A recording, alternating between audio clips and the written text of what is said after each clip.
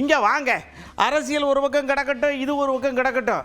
ஆனால் வெயில் நம்மளை போட்டு வாட்டி வதக்கி இந்த நேரத்தில் உடம்புல இருக்கிற குளுக்கோஸ் எல்லாம் அப்படின்னு இறங்கிடுது.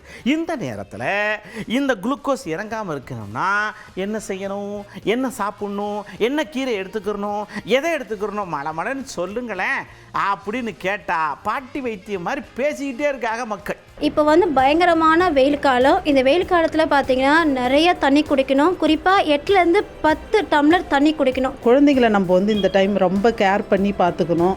அவங்கள வந்து டே வந்து 2 டைம்ஸ் வந்து அவங்கள குளிக்க வைக்கிறது, அவங்களுக்கு வந்து லிக்விட், அதாவது fruit juice, fruit items like water based fruits, water based food.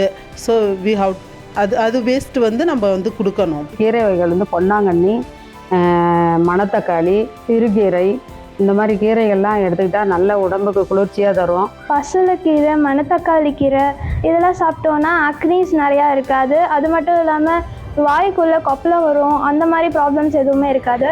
Vitamin C நிறையா எடுத்துக்கிட்டோன்னா இந்த மாதிரி ரொம்ப காமனான இதெல்லாம் எதுவும் வராது.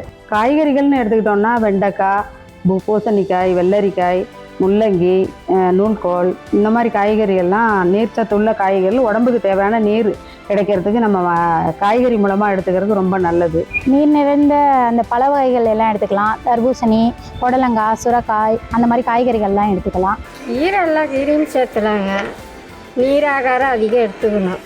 காரம் சாப்பிடக்கூடாது, குளிர்ச்சியான பொருளாக சாப்பிடணும். களி, கம்மஞ்சோறு, நீராகாரம் இது குடித்தாதான் உடம்பு குளிர்ச்சியாக நல்லா இருக்கும். முக்கியமாக கண்டிப்பாக மோர் வந்து ரொம்ப நல்லது உடம்புக்கு.